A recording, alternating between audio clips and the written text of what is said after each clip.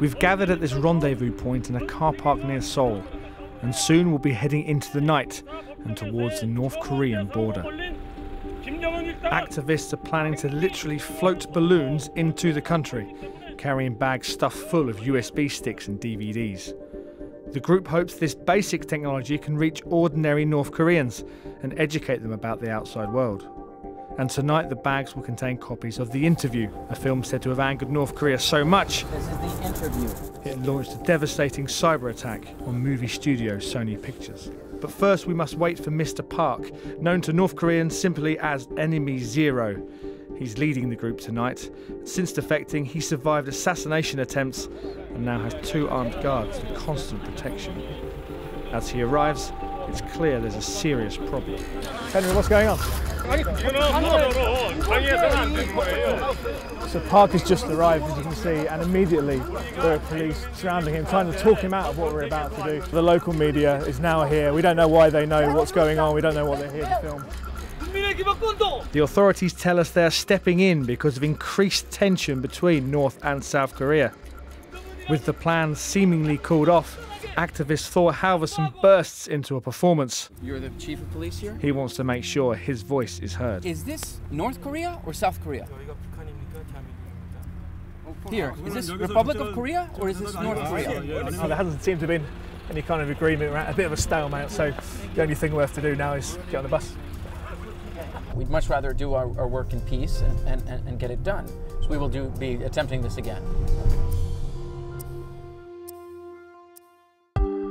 Around 1,000 people escape North Korea every year, and technology is vital. Smuggled phones provide a connection to the outside world, while having access to foreign TV and films can expose the regime's lies about life beyond North Korea's borders. Of course, once the material has actually been flown into North Korea, people need a way to watch it, and that's where a device like this comes in handy. This is a Notel. It's relatively cheap, around $50, and the crucial thing is that as well as being able to watch off a USB stick, you can also watch the DVD from the drive, and that means if you're found with the device, you can pretend you're watching a film you're supposed to, when really you were watching the foreign film on the USB. After last night's drama, I wanted to catch up with Enemy Zero. We'd heard he'd agreed with the police to call off the action yesterday, and so we wondered if he was going to cancel any future launches. But I found him angry at last night's events, and he insisted the launches would still go ahead. 그런 이제 과학적이고 기술적인 것을 통해서 With the help of technology and science, North Koreans have been getting outside information. When North Korean people figure out that Kim Jong-un is the worst kind of man, then they won't be quiet anymore. Activists hope technology can weaken Kim Jong-un, but lately tech has also been the dictator's most devastating weapon.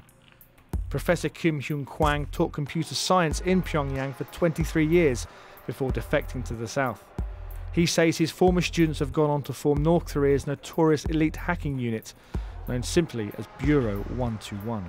The reason North Korea has been harassing other countries is to demonstrate that they have cyber war capacity.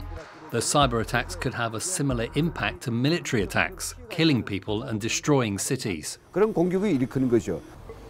We've come to a farm near the border for another attempt at a launch. The farmer here is Mr. Lee. Over the years, he sent thousands of balloons into North Korea, fitted with timers to make sure they release the contents at just the right time. As you can see, this whole cupboard is full of supplies for the packages they're sending over into North Korea. We just have a look through here. Some of the things we can see, this is a dollar bill which is being floated in. Many more leaflets, other materials, and in amongst a lot, DVDs like this one. This one has The Interview on it, and it's among hundreds of DVDs that are being packaged in and flown over the border via these balloons. But after about half an hour of waiting around, Mr. Lee suddenly tells us that police visited him earlier and warned him once again against the launch. He also says the wind conditions aren't right and that a wayward balloon could hurt the cause. So we left without seeing the balloons go up. Days later, the activists sent us secret footage of what they say was a successful launch.